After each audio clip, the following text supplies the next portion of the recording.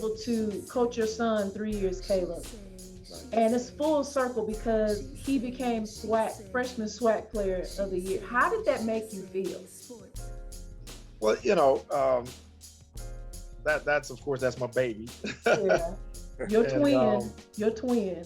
I know, and the thing about the young man is, I tell people this all the time. If there's a father-son relationship better than ours, I would love to see it, because we truly have a special relationship, like no other. Like, we have a genuine bond. They were amazing. How did you even get the nickname Hollywood? Who gave you that nickname? I've always wondered that. Did you give yourself? Dick Vitale gave me that name. Who? Dick Vitale. Are you serious? Yeah, Dickie V gave me that in the McDonald's All-American game. I had my shades on. I thought I was cool with a suit on. He said, "You belong in Hollywood." That's what I'm gonna call Hollywood. I love it. I did not know that. Yep. And well It wishes. stuck with me ever since. Wow. Well wishes to Dick as well. You know, he's been healing from cancer and stuff, so I'm really glad he's doing better. I never knew that. Wow. Oh yeah. Oh yeah. I hope he gets better too. Oh, Dickie V. Yeah. Oh, that is great.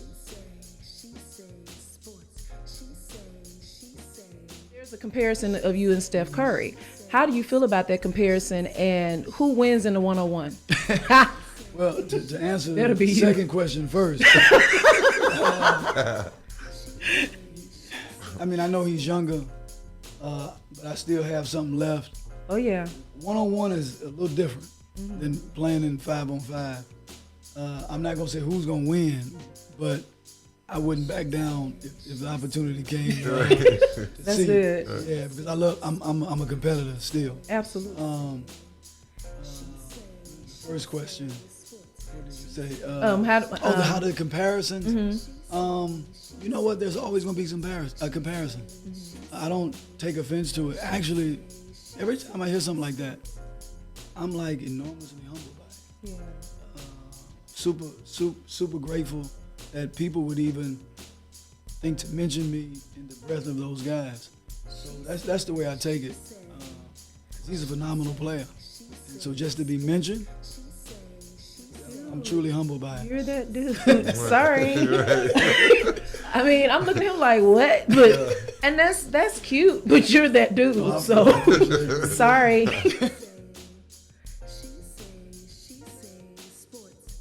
And it's amazing. You started out as a practice player, but you went on to become a 2-time WNBA champion with the Houston Comets. I mean, most players, like you said, most players don't even probably get a ring. How did that feel for you? Was that even a dream of yours? Did you even dream that you would even get to that pinnacle of sports, becoming a champion? Well, of course, no, because I didn't know that the WNBA was coming. I had set my sights on going overseas, and I had a contract to go overseas, but then I got pregnant at the end of my senior year, so I thought, okay, basketball is really over now. But to me, just making the team was enough because I was told that I couldn't. I was told by the coach who, Van Chancellor was the coach of the Comets. He was my college coach, and he told me, don't even come to the tryout. He told me, you got a snowball chance in hell of making my team because you're not tall enough. Now, I'm a 6-foot center, right? But I don't have sense enough to know that. I mean, what does that mean to me? Because I've always played with heart. So height never mattered to me. And of course, I just had a baby. Like my daughter at the time, when the tryouts were May 11th, 1997, I had Ashley January 11th, 1997. And I was still rehabbing. So, on the outside looking in, I could see him feeling like, okay, girl, you're not going to be able to, get back in shape, rehab, and be ready to compete for a professional, to be a part of a professional team. But I think the mistake he made was actually telling me I could. Last but not least, Vivica Fox or Lisa Ray? Lisa Ray. Like Vivica who? Why y'all make the same face? Why y'all make the same face though? Make your money, don't let the money down. I just watched that the other day. Oh God.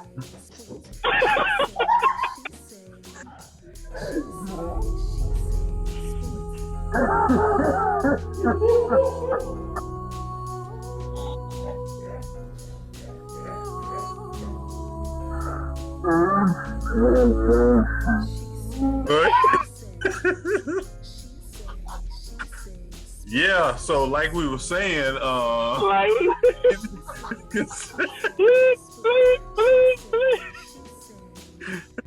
we'll be back to you in a regular.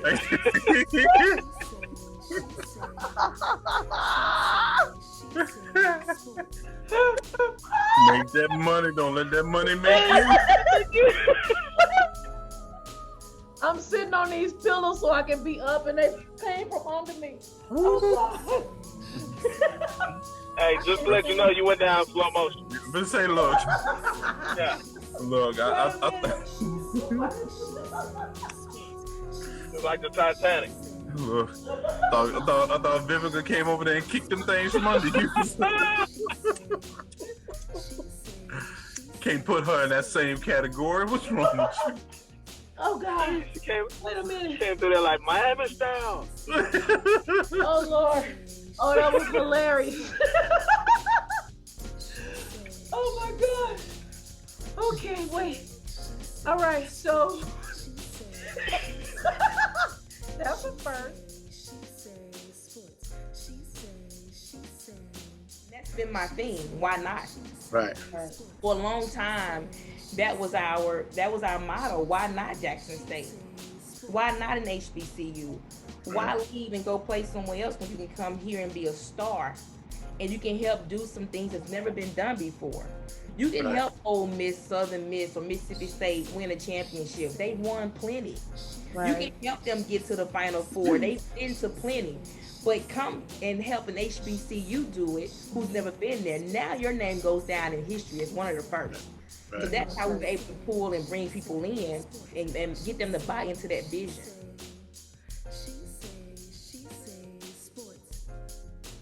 Doc, tell me your thoughts on Bill Russell as a basketball player. Wow. I don't think I have the words to really do it justice, but I'll say this. You said that he had won 11 NBA championships. He won 2 of those championships as a coach, as a head coach and player, right? Right. Unbelievable. When I grew up, I had a coach in grammar school, junior high school, and he loved the Boston Celtics. Mm-hmm.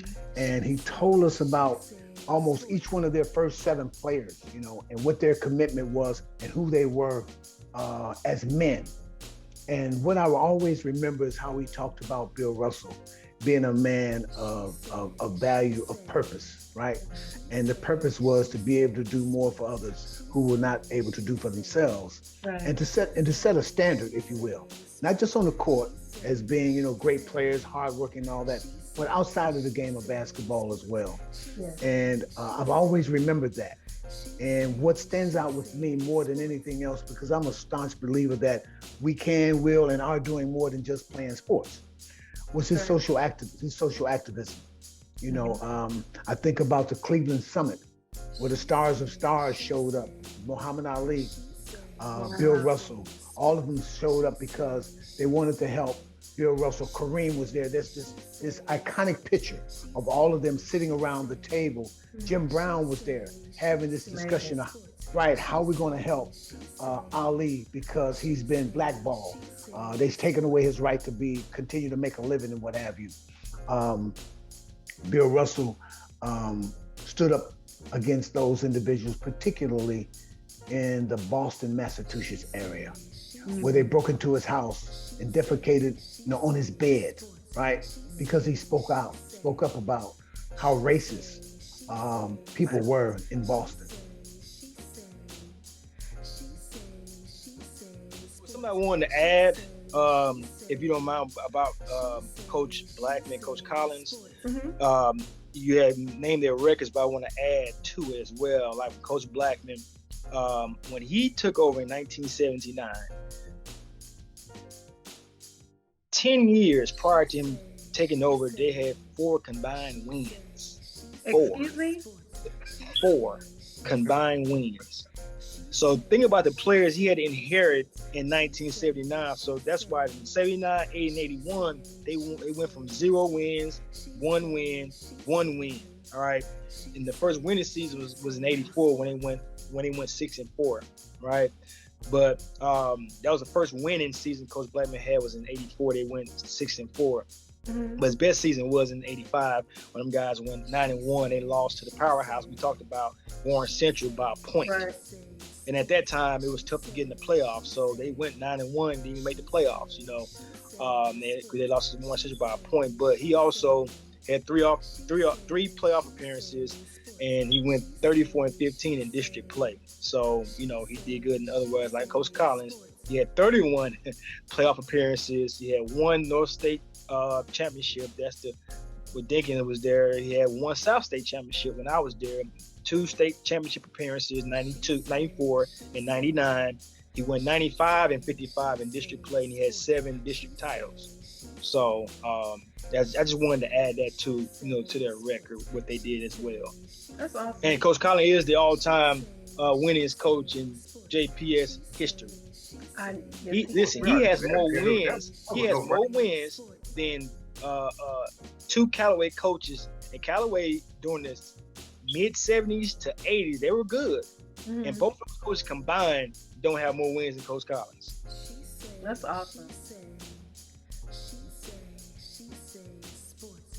Listen, Jamal Dinkins ran over me and changed my life.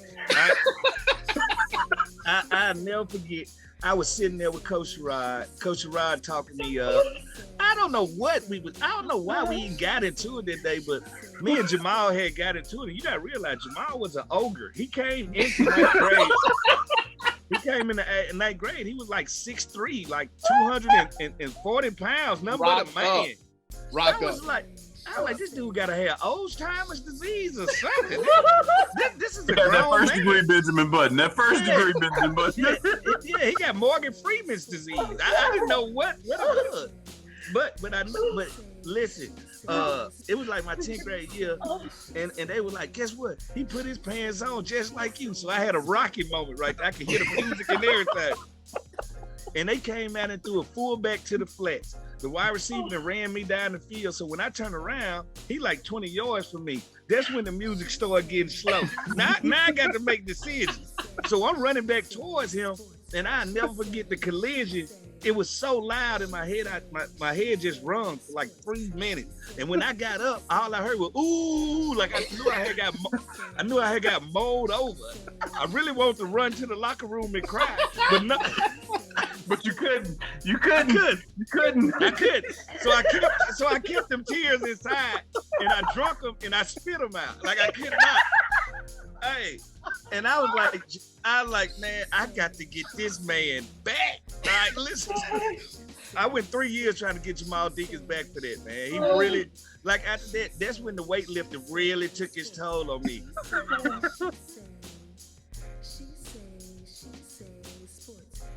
What is your impression, or what's been the biggest impact of NIL and college football from your perspective, from a parental perspective, and really the player perspective too, with Tyler so far? For us, it's been, I think it's good for them to have this NIL going on because, us going through what we used to always wanted. We got the stipend, but now, man, I think it's helping them kind of get like a head start on working their finances, having the opportunity to, see your value, where coaches can, get in there, get millions of dollars, lose, and go to another team. And now it's on the other hand now you've got to coach. If you can't coach that team, you're out of there. Or if I'm not, doing if I'm doing good and I'm not seeing, the benefits of the hard work that I'm doing, I can get out of there. So I think it's kind of even, and it's helping every team. It's hurting the 2023 and 2024 recruits because, that COVID year kind of put a a gap, and that gap is gonna always be there. It's gonna always be there. But in terms of NIL, I mean, it's beneficial to a lot of these kids, man. I think it's a great idea. I wish they could have, kind of did it different to make it like a trust, That's where Jamie. What have I been saying? Yeah. Put it all in the trust for when they're done. Yeah. I like give them a stipend every month. Yeah. But the majority goes into a trust. So when they graduate, everybody's not going to the NFL or to the NBA. Yeah. So at least you have some money to fall back on. Yeah. While you getting your career started, you get a home. That's what I wish. Yeah, if they set it up just a little bit different to where it benefits all the players, just not the top players, Right. Absolutely. I totally agree. But great idea though. I'm glad they're getting paid. I'm glad.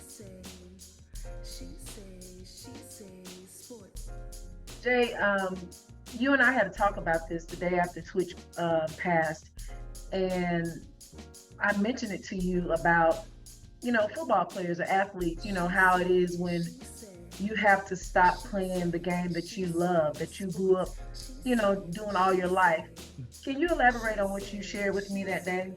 Yeah, so I think like I've kind of mentioned in the past, football, at least for me, and I know Sid will probably agree. I mean, it was the best and worst girlfriend you've ever had. I mean, it was that first love, that first kiss, that first sense of almost being a titan as you're ever going to be in your life. And that transition a lot of times is not good. I mean, it's not cute. When she decides to break up with you, it's hard, it's quick, it's permanent, and it's hard to accept. And and I think from an athlete perspective, and at least for me, that transition, that journey had to be walked alone.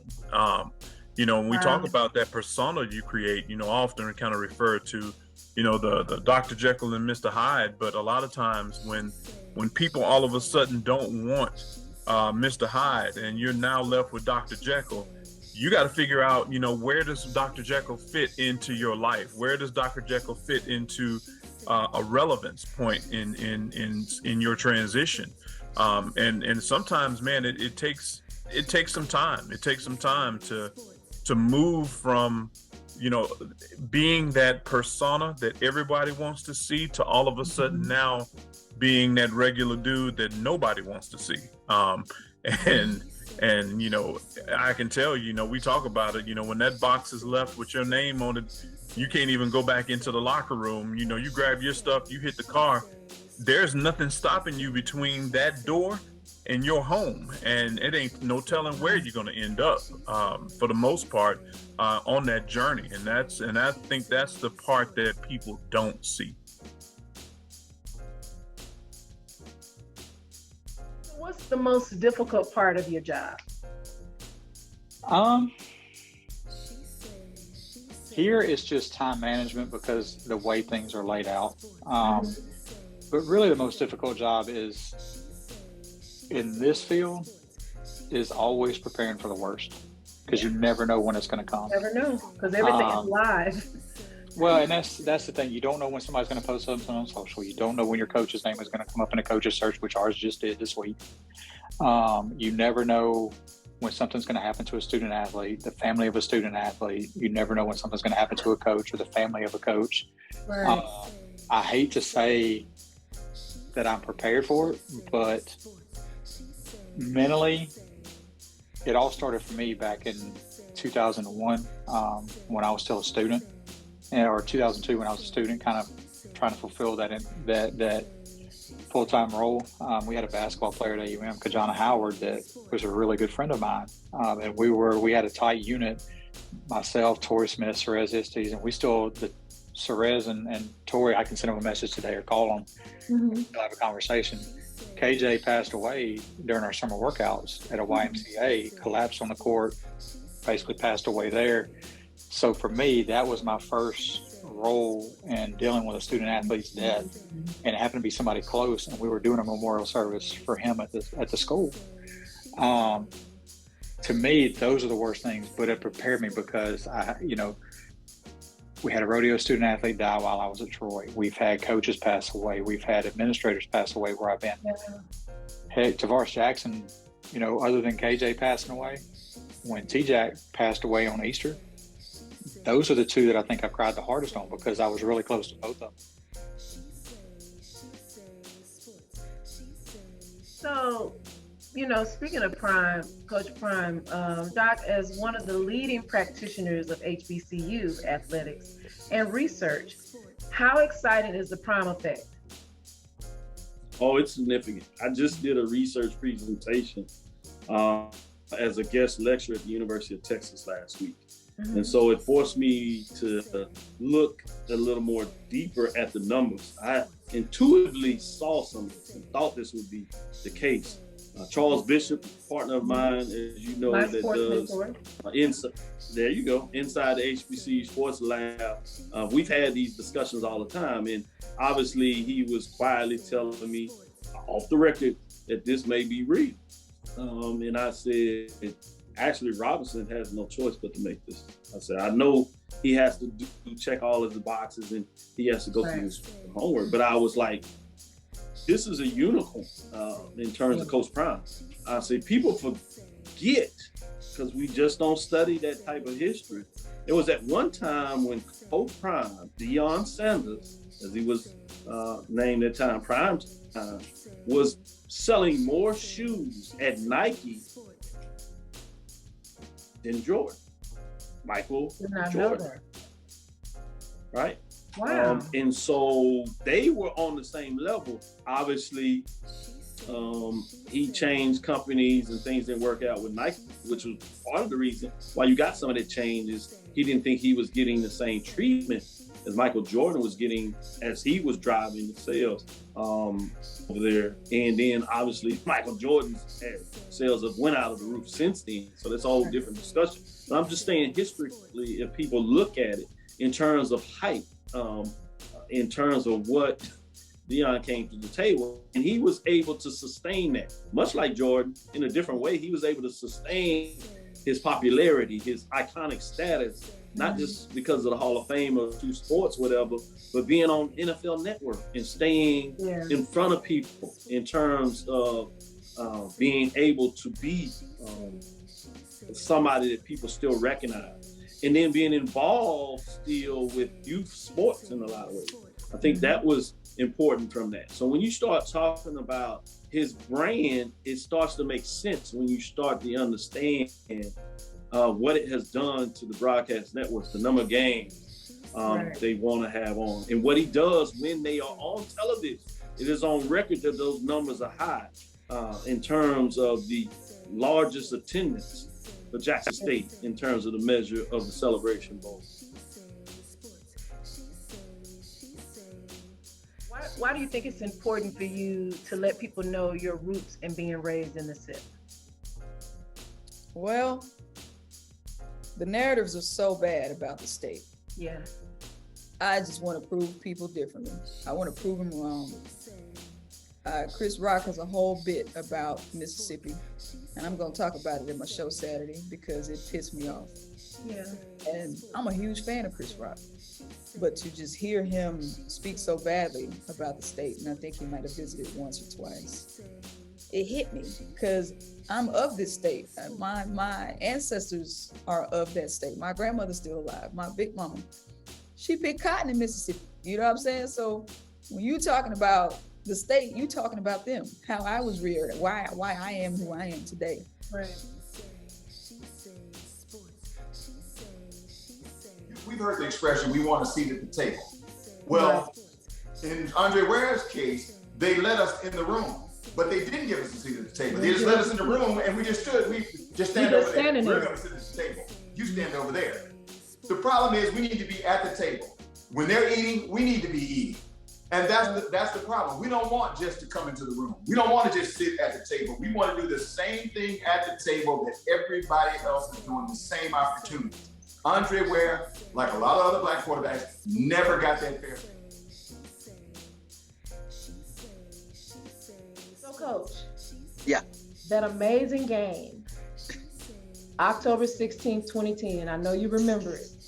When JSU beat SU Southern, I hate them, in a thriller and instant classic, 49-45. Yes. Do you remember that game and that Hail Mary pass from Casey to Rico Richardson to give us the win? What was going through you? Because the last few seconds, the score kept changing. I was losing it. Listen, I'm gonna tell you, when we gave up a touchdown. No, it was a kickoff return. We gave up a kickoff return. Casey Terrio comes to the defensive side of the ball on the bench and say, "Hey, pick your head up." That's what he telling the players. He say, "We got this game." He goes back to the offense, tells Rennie Rollins, "Let's go to work." A lot of people forget about the pass he threw down the middle to Rennie Rollins to even get down in the red zone to throw the pass to Rico Richardson. That's true. You know, and all the Southern fans thought it was over with. Some Jackson we thought State. it was over with. I was about to cry. Look, the boy Casey Terrio is special. You know, Jimmy Oliver brought a sense of winning back to Jackson State. You know, he brought a sense of magic.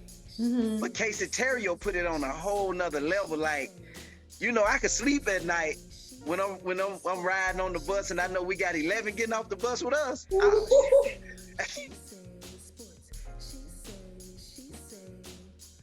Latoya, when you think about people like, I'm just gonna throw some names out, and none of these people were the number one draft pick in their sport. Walter Payton, Jerry Rice, Steve McNair, Brett Favre, Dak Prescott, whoever you want to say, Eli Manning. None of those people were the number one overall draft pick in their sport. And I mean, you're the only one. I mean, dope. Am I the only one? You're the only one. Numero uno. The only one, honey. You know what's crazy? All the people you name, they're in the Mississippi Hall of Fame, right? Mm-hmm. Not all of them. Not all of them. Mm-hmm. Dak isn't in there yet. Yeah, Dak's not in there yet. Well, he from Louisiana, right? Yeah, but they still can. He played at State, so I think he can still go in. Oh, okay. We gotta get. But I'm sure your day is coming. I hope so. I'm waiting. I've been waiting for a long time. I look at some of those names. I keep up with it. Okay. Yeah. I really do. So, Celebration Bowl next week against North Carolina Central. I'm sure they are going to try to monopolize on this distraction because it's a lot going on. So what are your thoughts on this team? Can we beat them? Can Jackson State beat North Carolina Central?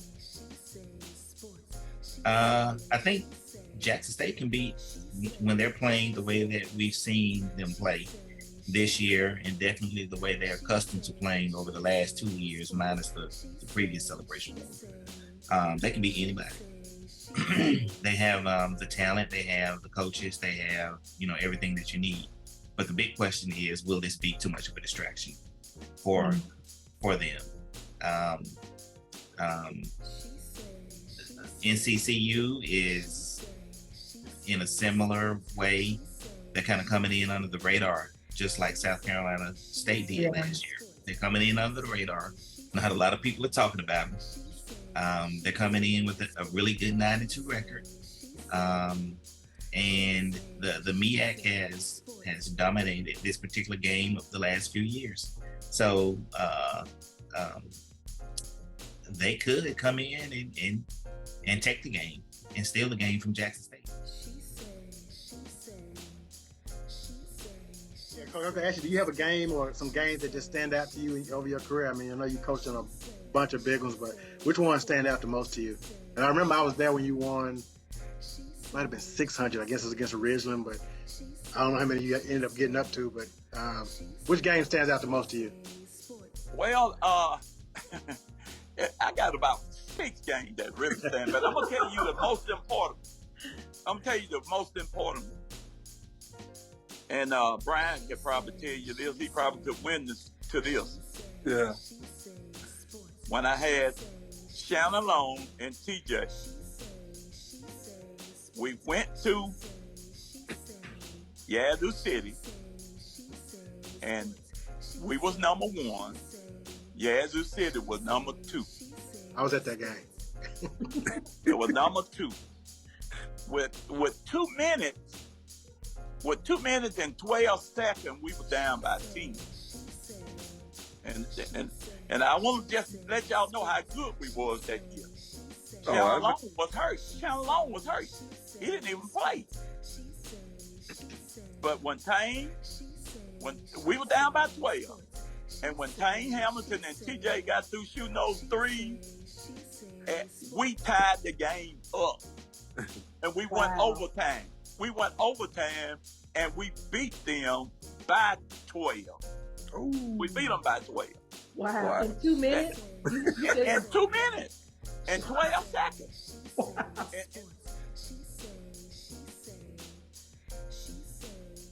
What about Mahmoud Abdul-Rauf, aka Chris Jackson? I think it was in 1996, where he sat due to his religion. He's a Muslim. He did not stand for the national anthem, and he ultimately lost his job because of that. What do you think about that? Do you think he should get an apology? And do you, hey man, and do you also think that they should give him back pay for that? And he also has a show coming out, a documentary on Showtime coming out next year as well. I do, from the standpoint of he violated a person's right, freedom of free speech. Mm-hmm. There's no law that states that I have to stand for the national anthem. So it goes to show you, a person of color, you don't have much of a right. You can't do certain things, you can't say certain things. But the rules were not made for us. Right. The rules were made for us to abide by, not for us to challenge. Absolutely. Well, I actually found the tumor on my own. And it wasn't through like a self-breast exam or anything like that. It was kind of on accident. I was getting ready for work one morning. I had just came from vacation. I went to the SSF. I came from vacation and I was putting on lotion. And so I was rubbing over my breast area and I felt like this hard lump. So to me, I was like, this is not normal. So at the time, I was working at Forum Bureau. So immediately that day, I made an appointment with the clinic there. So I went to the clinic and was getting an exam, and the doctor, she really couldn't tell or just say what she, like it would have been just a normal cyst or something like that. Right. So she had to send me to a local hospital to have a test done. I had to get a mammogram, my first ever mammogram. I was 27 at the time. My first mammogram, they gave me the results that day, and the mammogram was inclusive. So they did an ultrasound, and it was inclusive as well. So the hospital that she sent me to, they wanted to do more tests, but instead she decided to send me to an actual breast specialist who specializes, he's a surgeon who specializes in breast cancer surgery and breast health. So she wanted to immediately send me there. So in my mind at that time, I'm like, she thinks it's more than what it is because of the results that I had gotten, back, it was inclusive, so they really couldn't tell. So I think that was on a Wednesday that I had all that done. And by that Friday, I went to see the breast surgeon, and I had to get that first day, he just kind of talked to me about things or what it could possibly be. And so that Monday, I had another appointment with him, and we did a biopsy. And so what the biopsy is, they go in and they take a sample of the cyst or whatever that I had found and run it to the lab to determine if it is cancer or not. Right. And he said it was going to take a couple of days, and he'll call me. And actually, he called the following day. Wow. And the results had came back in, and it was breast cancer.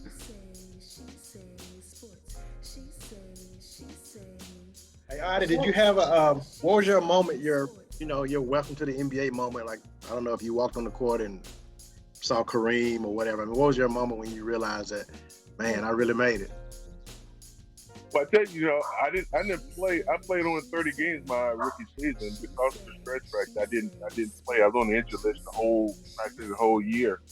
But then when I did get in the game, you talk about Kareem and the welcome to the NBA moment. Man, I'm sitting on the bench. We're in Portland, and I'm like, wow, man, that's Kareem. Wow, that's Bob McAdoo. Wow, that's Jamal Wilkes. I'm starstruck. Right. I see you guys up close and personal. I'm sitting here, stargazing and stuff, and all the while Jack Ransom's calling me to come in the game.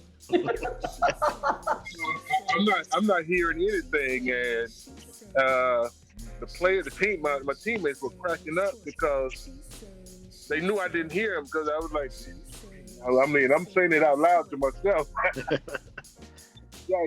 Jack calling me, and finally he said, "All right, I'm gonna say it just like he said it." He said, "God damn it, Norris, you want to pay this? You just get your ass off the bench and get in this game." You like, oh. I'm like, okay, coach, I'm ready. That's hilarious.